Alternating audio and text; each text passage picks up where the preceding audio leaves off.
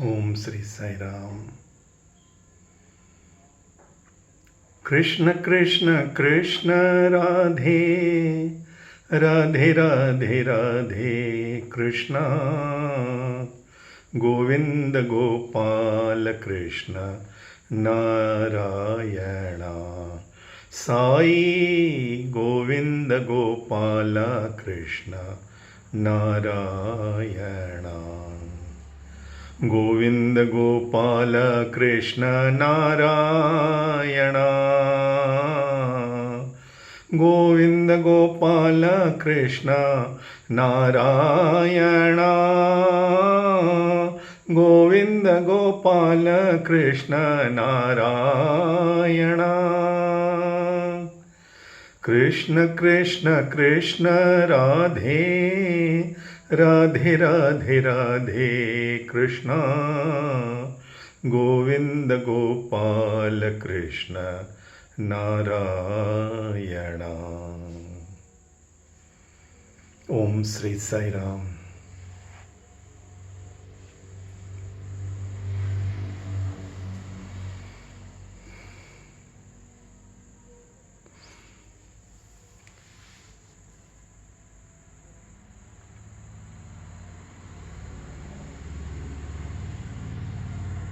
एक बार ऐसे जन्माष्टमी के मौके पे स्टूडेंट्स ने एक ड्रामा तैयार किया भागवत पे, भागवत वाहिनी से लिया।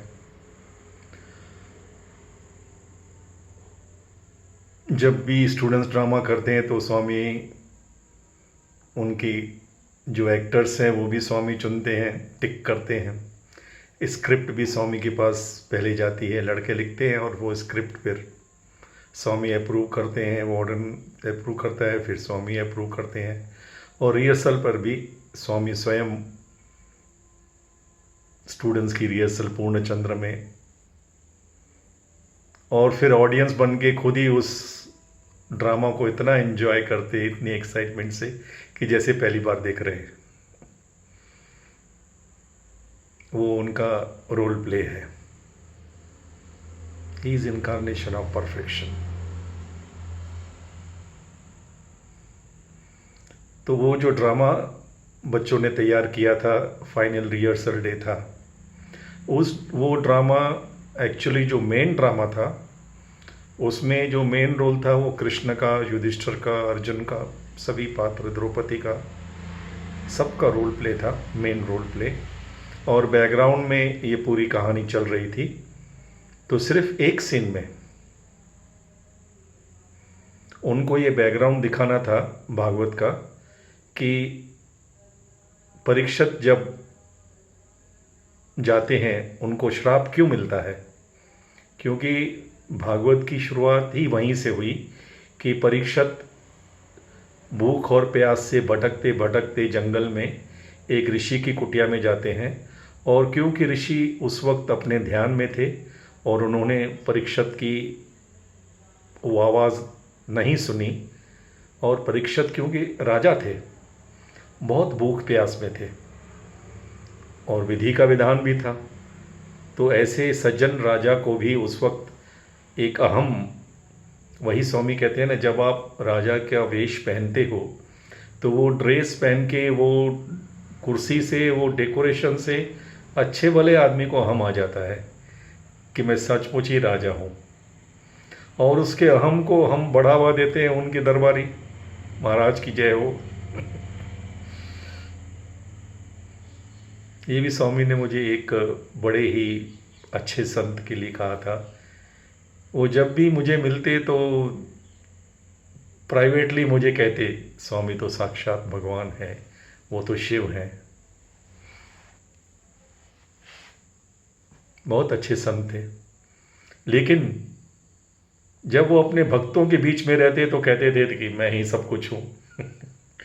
ये एक उनकी माया है, इसमें कोई कमेंट भी नहीं कर सकता, लेकिन है उनकी माया ये कि हम अपने रोल प्ले को कुछ ज़्यादा ही सीरियसली ले लेते हैं, बहुत ज़्यादा।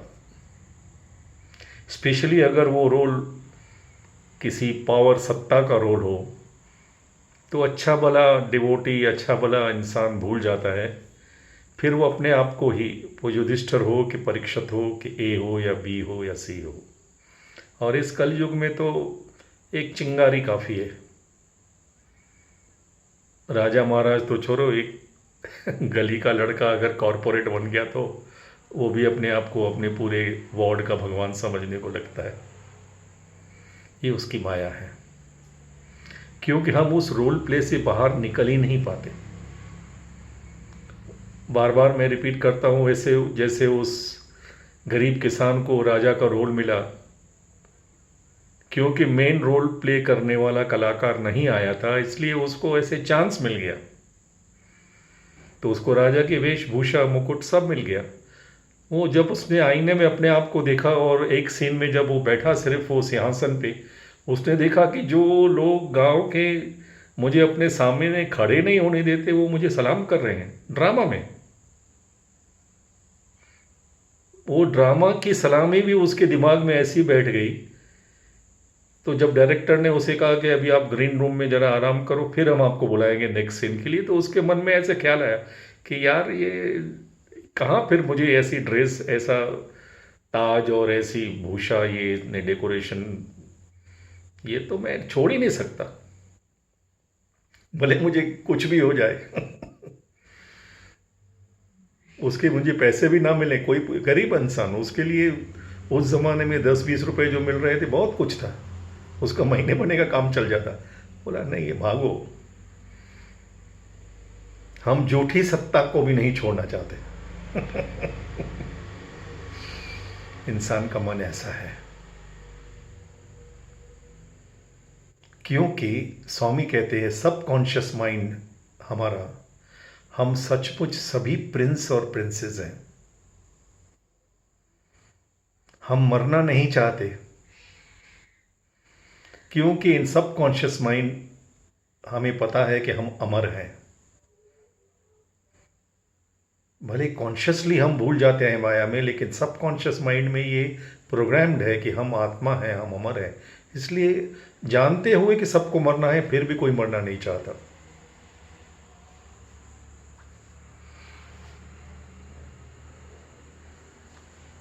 इसलिए अगर किसी इंसान को जो सुबह से शाम तक झूठ बोलता हो, उसको भी अगर आप मुंह पे कह दो कि ये तो झूठा है, ये नेता तो झूठे ही झूठ बोलते रहता है, तो उसे बहुत चोट लगती है, क्योंकि सबकॉन्शियस माइंड में तो वो सत्य है।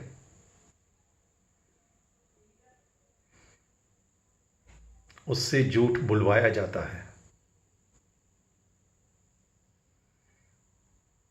तो हम अपने रोल प्ले से बाहर नहीं आ पाते, और इसलिए उस अहम में हम बहुत कुछ सह जाते हैं, बहुत कुछ गलत भी कर जाते हैं।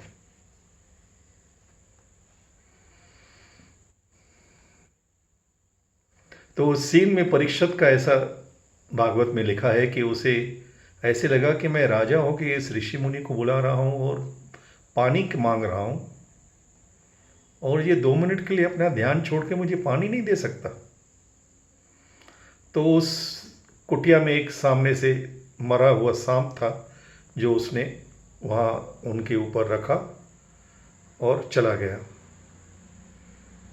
और वहीं से उनके बेटे आए और उनको श्राप दिया। ये सब कहानी हम सब जानते हैं। कमिंग टू द पॉइंट, उस ड्रामा में जो पर्टिकुलर ये ड्रामा बच्चे कर रहे थे, उसमें एक्चुअली स्क्रिप्ट कुछ और ही थी।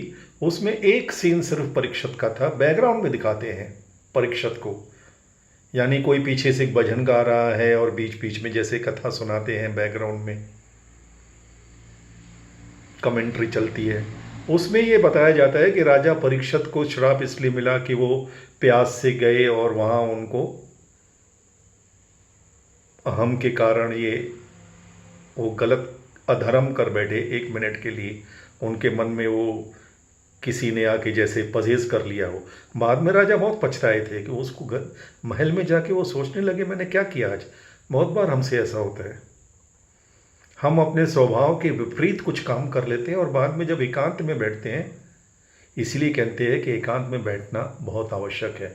उस समय हमें ज्ञान आता है कि यार हमने जो किया वो सही तो नहीं था। और शायद इसी कारण बहुत से लोग जो दुनियादारी में रहते हैं वो एकांत में बैठ ही नहीं पाते। ये साइकोलॉजी है। क्योंकि जैसे ही एकांत में बैठेंगे, अकेले में बैठेंगे, इंट्रोस्पेक्शन करेंगे तो उनकी सब गलतियां सामने आ जाएंगी। विवेक सबका बोलता है। फिर वो म्यूजिक, गाना पीना, खाना पीना, उसमें उसमें अपना मन लगा देते हैं। क्यों? कि उनको अपने आप से डर लगता है, अपनी अंतरात्मा से वो आवाज़ नहीं सुन पाते। ये फैक्ट है, ये साइकोलॉजी है। बड़े बड़े शहरों में लोग इसलिए, मंदिरों में आपको सब खाली मिलेंगे लेकिन डिस्को डांस सब फुल मिलेंगे, क्योंकि हम मंदिर में एकांत में बैठने के आदी नहीं हैं। हम अपने आप को फेस नहीं कर पाते।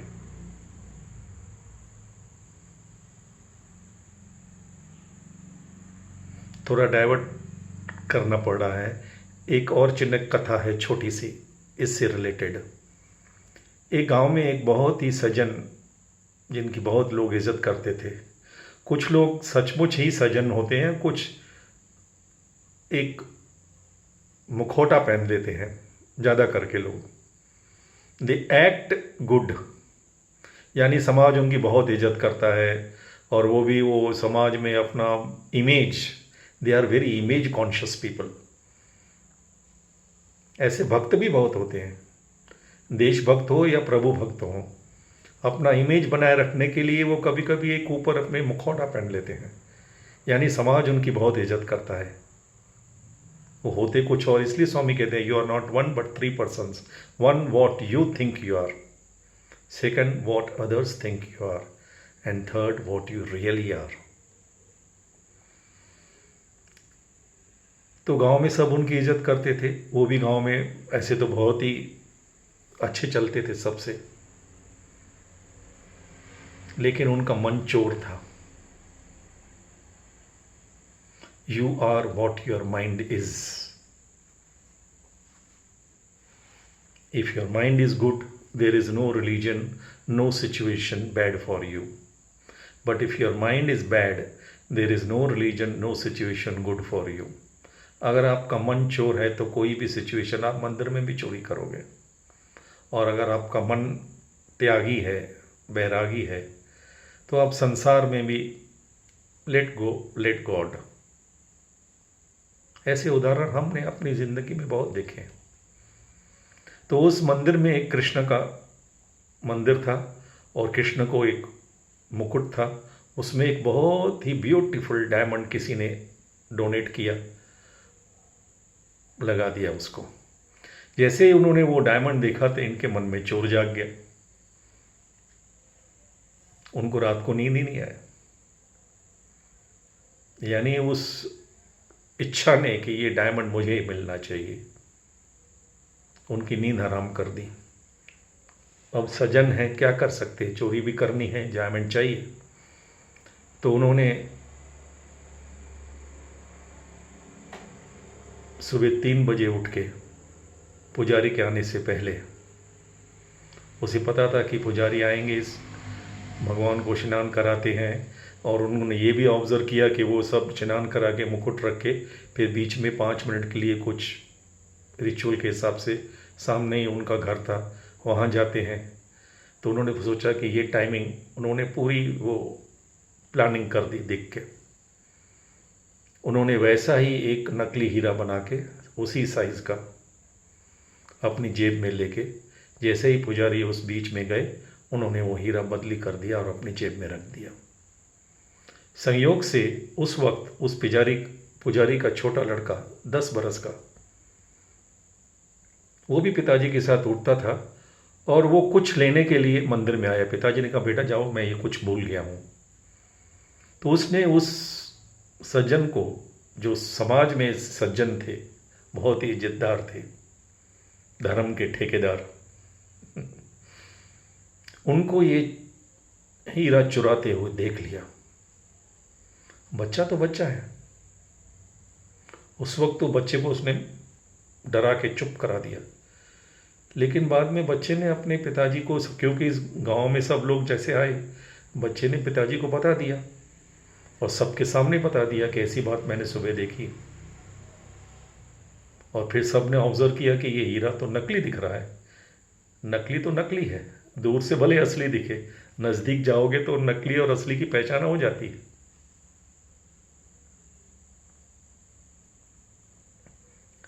लेकिन वो आदमी माना ही ना, कहता है ये बच्चे को भ्रम हो गया होगा और कोई आया होगा, मैं तो नहीं, इतनी जल्दी कभी उठता ही नहीं, हो सकता है कोई और आया हो।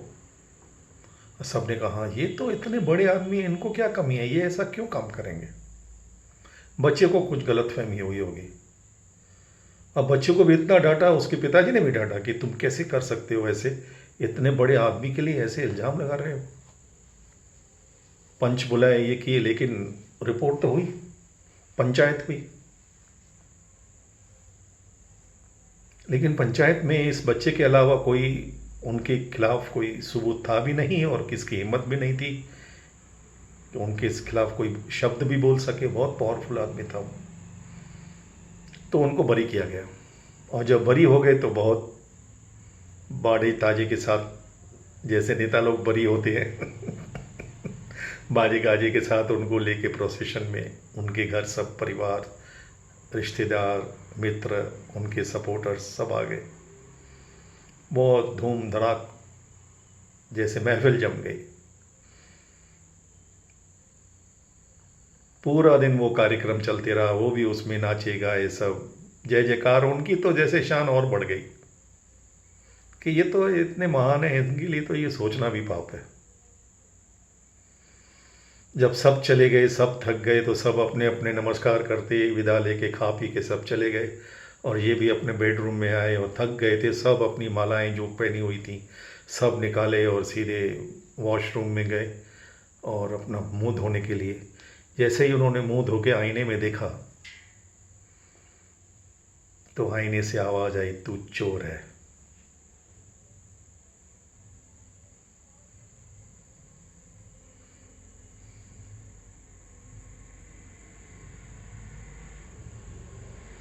कहते हैं वहीं का वहीं उनकी हार्ट अटैक हो गई।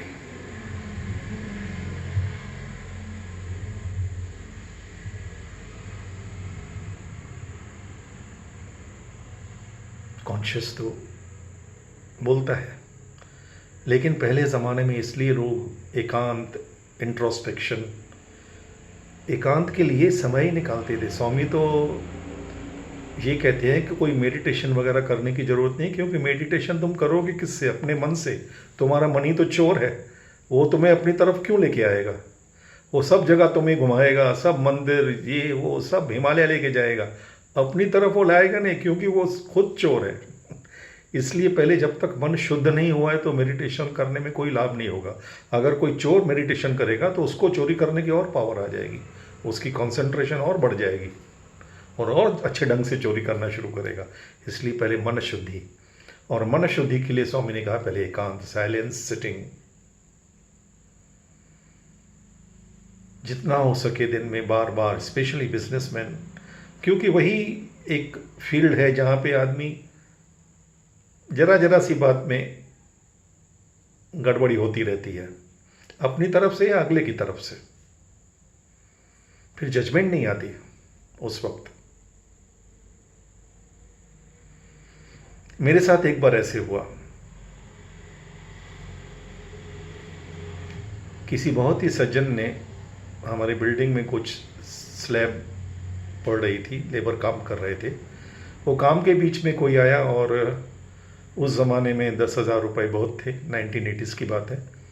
वो मुझे कैश दिए और बोले कि ये हमारी इंस्टॉलमेंट है। उन्होंने कोई शॉप कुछ बुक किया था, तो मैंने अपने उस समय जो मेरे अकाउंटेंट मैनेजर थे उनको दे दिया और मैं अपने काम में ही लग गया, क्योंकि बहुत काम चल रहा था। तो मेरे दिमाग से ये निकल गया और उस वक्त मैंने उनको पूछा कि अंकल अभी आपको रिसिप्ट्स कल दूं तो चलेगा? उन्होंने कोई बात नहीं, कल मैं रिसिप्ट लेके जाऊंगा। लेकिन उनको कल कहीं से कुछ काम पड़ गया और वो आए नहीं। उनका बेटा शायद दुबई में था, कुछ प्रॉब्लम फैमिली का हो गया और बहुत महीने तक वो नहीं आए। बहुत महीनों के बाद जब सेटलमेंट होने लगी तो उन्होंने मुझे कहा कि मैंने आपको 10,000 रुपये दिए। अब मुझे बिल्कुल मेरे उस काम के में स्लिप एकदम टोटली, तो मैंने कहा ठीक है, अगर दिए तो आप रिसिप्ट लेके आइए। तो बोले मेरे पास सभी रिसिप्ट है लेकिन वो रिसिप्ट नहीं है। अब दिस वॉज अनथिंकेबल कि जब आपने सभी रिसिप्ट रखी हैं तो एक रिसिप्ट आपने क्यों नहीं रखी। मैंने कहा अंकल हो सकता है, क्योंकि वो भी बहुत सज्जन थे, उनके ऊपर भी डाउट नहीं किया जाता, लेकिन ओल्ड एज थी। तो मैंने कहा आपने कहीं और, तो उनके साथ में उनकी डॉटर इन लॉ थी, उन्होंने भी कहा हो सकता है डैडी को भूल गया हो। लेकिन वो घर से 10,000 रुपये लेके निकले थे और उन्होंने कहा था वो आपकी तरफ आ रहे हैं। मैंने कहा बेटा अगर मुझे जरा भी कुछ भी याद आ गया तो वो सवाल ही नहीं। तो बहुत दिन बीत गए, उन्होंने भी उस बात को एक्सेप्ट किया कि उनकी गलती हो सकती है, उन्होंने और कहाँ कहीं रख दिए होंगे और किसको दे दिए होंगे। वो बात वो भी भूल गए, मैं भी भूल गया। बहुत महीनों के बाद रात के 10 बजे मैं खाना खा रहा था, मेरा वो अकाउंटेंट आया, कहता है सर बहुत बड़ी गलती हो गई है, मैंने अपने पिछले आपने कहा था कि वो सब अकाउंट्स देखने हैं, तो मैंने देखा, मैंने वो लिख के रखे हैं अपनी नोटबुक में, डायरी में, क्योंकि आपने उसको रिसीट नहीं दी तो मैंने अपनी जो डायरी मेंटेन करता हूँ पर्सनल, उसमें नोट करके रखा है मैंने, और ये तारीख है। उसकी स्कूटी वो लेके आया था रात को 10 बजे, मैंने बोला अभी चलो, 1 मिनट भी अगर हमारा मन बदल गया तो फिर। उस समय में 10,000 बहुत बड़ी चीज़ थी। उसी समय मैं उस सज्जन के घर में गया और मैंने उनको जाते ही पहले तो उनको माफ़ी मांगी कि हमारी भूल से गलती हो गई। और ये अभी ये डायरी में देखिए, एक छोटी उनकी पॉकेट डायरी रखते थे वो कुछ भी, because he was also very honest person, he is very honest. उसी समय वो इतना खुश हो गए, इतना खुश हो गए, उनके बेटे उनके बहू कहने लगे सर हमने आज तक ऐसा, और मैंने कहा नहीं यार, हमें अपने भगवान के बैठ के उनके सामने बैठना है यार। डेली हमारा भजन होता था साईं निलयम में, हम उनको फेस नहीं कर पाएंगे। ये इंट्रोस्पेक्शन भजन उसका यही एक है, once you realise you become live in the constant and conscious presence of God. फिर आपसे गलती हो सकती है, परीक्षित से भी हुई, धर्मराज से भी हुई, कभी कभी विधि के विधान के हिसाब से गलती हो जाती है, लेकिन जो भगवान के भक्त होते हैं, जो उस राह पे चलते होते हैं, उनको भगवान मौका देता है कि वो इंट्रोस्पेक्शन करके अपनी गलती को पकड़ लेते हैं, उसको वहीं का वहीं सुधार देते हैं। तो परीक्षित ने भी वो गलती अपनी सुधारने की, उनको मौका मिल गया और उनको उनसे मुक्ति भी मिल गई। Coming back to the point, एक से दूसरी कहानी बनती जाती है। तो वो सीन में, वो ड्रामा था, उसमें परीक्षित का सिर्फ 1 मिनट का सीन था, वो बैकग्राउंड में जैसे दिखा रहे थे कि परीक्षित वो प्यासे वहाँ गए और ये हुआ। प्यासे गए सिर्फ वो सीन दिखाना था, बाकी सब बैकग्राउंड ही था और बाकी मेन ड्रामा कुछ और ही था। लेकिन जब स्वामी वो फाइनल ड्रामा देखने आए, अब 1 मिनट का सीन है, उसको परीक्षित बन के यही करना है कि उनको बस वो जैसे प्यासे है व्याकुल, वो व्याकुलता में वो सांप लेके उसके ऊपर रखते हैं, बस 1 मिनट का सीन। तो वो कोई कैजुअल ले रहे थे, अभी 1 मिनट के सीन आदमी क्या परफॉर्म कर सकता है। लेकिन स्वामी जब रिहर्सल देखने को आए तो उन्होंने उसको कमेंट किया तेलुगु में, जिसका इंग्लिश में मतलब है your performance not good, not effective, बोल के स्वामी चले गए। अब ये बच्चे परफॉर्म करते हैं ओनली टू प्लीज स्वामी, और उनका लक्ष्य होता ही नहीं है, उनको ऑडियंस से किसी और चीज़ से कोई मतलब ही नहीं है। वो अपनी सब पढ़ाई ये वो सब त्याग करके भूखे प्यासे रात के 2 बजे तक स्क्रिप्ट लिखते हैं, रिहर्सल करते हैं, हमने देखा है। लेकिन उनका लक्ष्य एक ही होता है, स्वामी शुड बी हैप्पी। वो जो भी करते हैं स्वामी को खुश करने के लिए। अब अगर स्वामी बोले कि वो इस परफॉर्मेंस से खुश नहीं, तो उसको तो मज़ा ही नहीं आया। ऐसे कैजुअली स्वामी बोल के चले गए। अब नेक्स्ट डे फाइनल था। इंट्रोस्पेक्शन किया उस लड़के ने कि मेरे फेस पे वो क्या एक्सप्रेशन आना चाहिए जिससे स्वामी प्रसन्न हो जाए।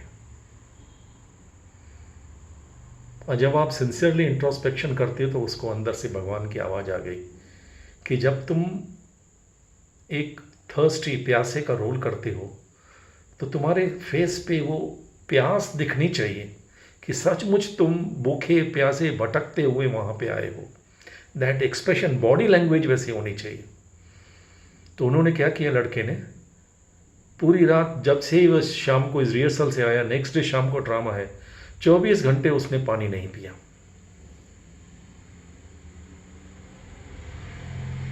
Not a drop of water. और ये बात उसने किसको नहीं बताई। अब इतना बड़ा लड़का, MBA का या BTech का कोई भी लड़का होगा, वो अगर पानी पीता नहीं पीता तो कोई ऑब्जर्व नहीं करता हॉस्टल में। उसने एक ड्रॉप पानी नहीं पिया। दूसरे दिन जब फाइनल हुआ ड्रामा, स्वामी स्टेज पे बैठे हैं, ड्रामा कुलवंत हॉल में चल रहा है। फिजिकल डिस्टेंस इतना है कि एक सीन का कोई एक्सप्रेशन देख भी नहीं पाएगा ह्यूमन लेवल पे। लेकिन जब ड्रामा ख़त्म हुआ, सब स्वामी के पास फोटोग्राफ के लिए आए। जब ड्रामा ख़त्म होता है, रूटीन सब आते हैं, बच्चे आगे, स्वामी उनको उनके साथ, या तो स्वामी नीचे जाके फ़ोटो निकालते हैं या उनको ऊपर बुलाते हैं। स्वामी ने सभी बच्चों को छोड़ के मटेरियलाइज करके उस बच्चे को रिंग दी और जो उसको फिट। अब सब बाहर से तो सब तालियां बजाए खुश हुए, लेकिन सब सोच रहे थे, including the hero of the drama, the director, the script writer, even the warden, कि यार ये बंदे का रोल 1 मिनट का भी नहीं था। और स्वामी अंगूठी, बिकॉज अंगूठी is a prize from God for performance apparently, यानी सब में से स्वामी ने इनको ही दिया जिसका कोई रोल ही नहीं था। लेकिन स्वामी को कौन बोल सकता है, कौन पूछ सकता है। तो सब नॉर्मल आ गए, लेकिन सबके मन में तो था ये। जेलस कोई नहीं करता वहाँ पे, जेलसी वगैरह कुछ नहीं होती, दे आर लाइक ब्रदर्स। लेकिन थॉट तो है, लॉजिक नहीं बैठ रही थी कहीं भी। तो सामने से वो लड़का जब आया हॉस्टल में, तो वार्डन ने उसको बुलाया। तो वार्डन के मन में था, लेकिन वो भी नहीं बोल पा रहा था। उसने कहा, you are very lucky, Swami gave you this ring, beautiful ring. वो समझ गया। बोले, sir I want to tell you the truth, this is what happened. मैंने कल से अभी तक पानी नहीं पिया, क्योंकि स्वामी ने कहा कि तुम्हारे फेस पे वो एक्सप्रेशन नहीं हो रही है। तो स्वामी को प्रसन्न करने के लिए, वो एक्सप्रेशन लाने के लिए 24 घंटे मैंने पानी का एक ड्रॉप भी नहीं पिया। हो सकता है शायद स्वामी उससे खुश हो गए हो। वैसे तो नॉर्मल मैं भी सोच रहा हूँ, मेरा कुछ परफॉर्मेंस था ही नहीं, एक सीन था मेरा और कुछ भी नहीं। I was not even a side actor. तब वार्डन ने सभी लड़कों को बुला के जब ये बताया, तब सबके दिमाग में आया कि God sees that one moment of your performance, your sincerity, your honesty in performance. आप परफॉर्म कैसे करते हो। भगवान कहते हैं कि we all are equally and essentially divine. वो रियलिटी तो तय है, उसमें तो कोई डाउट ही नहीं है। Not only that, Swami says it is not that we are the human beings having some spirit or soul inside us. That is only half the truth, not even and not at all the truth. The truth is we all are spiritual beings. हम सब दिव्य आत्मा स्वरूपा हैं, and we are given this human birth, this human body, this human mind, human intelligence, human emotions, to play our particular assigned role. जैसा role होगा उस परिवार में, उस हिसाब से। क्योंकि मैं सोच रहा था एक दिन कि बच्चे गरीब क्यों पैदा होते हैं। अब हम मदर इंडिया फिल्म देखते हैं, उसमें देखते हैं कि वो हीरोइन, उनके बच्चे गरीब हैं, खाने पीने को कुछ नहीं, भूख से मर जाते हैं एक बच्चा। लेकिन वो फिल्म चल रही है, हम उसका रिएक्ट होता है, हमें दुख होता है, फीलिंग होती है। लेकिन रियलिटी तो ये है कि वो ड्रामा हो रहा है। वैसे अगर हम, इसका मतलब ये नहीं है कि हमें किसके लिए सिंपैथी नहीं होनी चाहिए, कंपैशन नहीं होनी चाहिए। तभी स्वामी कभी कभी कहते थे, स्वामी के पास कुछ लोग आते थे जब शुरू में 1950s में राजा रेड्डी वगैरह सब, कि स्वामी वो बहुत दुखी है, आप उसके लिए कुछ करते क्यों नहीं? स्वामी ने कहा तुम्हारा देखने का नज़रिया और मेरे देखने का नज़रिया अलग है।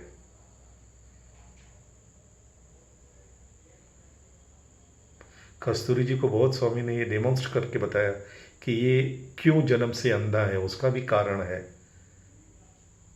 तो भगवान जिसको जो रोल प्ले देते हैं, कुछ कर्म के हिसाब से, कुछ अपने ड्रामा के हिसाब से,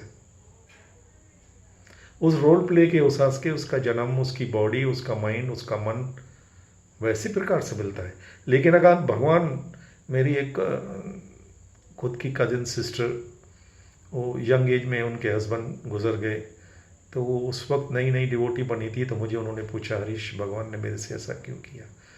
मैं भी उनसे बहुत, मेरा प्रेम था, बहुत इज्जत थी। तो मैंने भी स्वामी को पूछा मन से, और स्वामी ने मुझे यही उत्तर दिया कि जब हम हॉस्पिटल में जाते हैं, कोई कैंसर पेशेंट है, कोई ब्लाइंड है, कोई लूला है, लंगड़ा है, अंधा है, कुछ भी है, कोई बच्चे हम देखते हैं जो पैदाइशी ब्लाइंड पैदा होते हैं, छोटे बच्चे, उन्होंने क्या गुनाह किया? लेकिन अगर सबके माथे पे ये लिखा जाए कि ये बच्चा अंधा है क्योंकि अगले पिछले जन्म में इसने किसी की आंखें निकाली थी, इसलिए ये जन्म में ये अंधा बना है, तो उसके लिए, खुद के लिए भी जीना मुश्किल हो जाएगा। अगर उसके माथे पे लिखा हो जैसे मेरा बाप चोर है लिखा हुआ हो, वो भी नहीं जी पाएगा। और उसके ऊपर जो हम सहानुभूति, प्यार, दया करने का हमें एक अवसर मिलता है, जैसे विवेकानंद ने कहा है कि Narayana comes to you in form of a blind or a leprosy or a lame or person, not that he cannot create the entire creation with 2 eyes and 2 legs, but because he wants to give us opportunity to serve him. भगवान कभी कभी एक फकीर के रूप में आ जाते हैं हमारे दरवाजे के ऊपर, तभी तो कहते हैं अतिथि देवो भावा। अतिथि मतलब जिसके आने की कोई उम्मीद ना हो, आ जाते हैं, वो हमें मौका देते हैं सेवा करने का। हमें वो घमंड नहीं होना चाहिए कि हम किसकी मदद कर रहे हैं। God gives us opportunity to help somebody, he comes in that form. Narayana comes in the form of that beggar और अ लेप्रोसी पेशेंट। जब विवेकानंद कह रहे हैं सब, तो किसको तो हमें विश्वास करके मानना ही पड़ेगा। विश्वास है तो श्वास है, और ये फैक्ट भी है, कॉमन सेंस भी है कि हम तो शरीर हो नहीं सकते क्योंकि शरीर हमारा है, हम मन हो नहीं सकते कि मन हमारा है, तो हम कौन है? वी आर दैट दिव्य आत्म स्वरूप लारा। और जो रोल हमें दिया है उसको ईमानदारी से निभाना है। उसका एक आखिरी एग्जाम्पल दूंगा। एक राजा के दरबार में एक ड्रामा कंपनी, उस ज़माने में टीवी वगैरह तो नहीं होती, तो राजा महाराजा शाम को थक जाते थे तो कोई नृत्य, कोई कला, कोई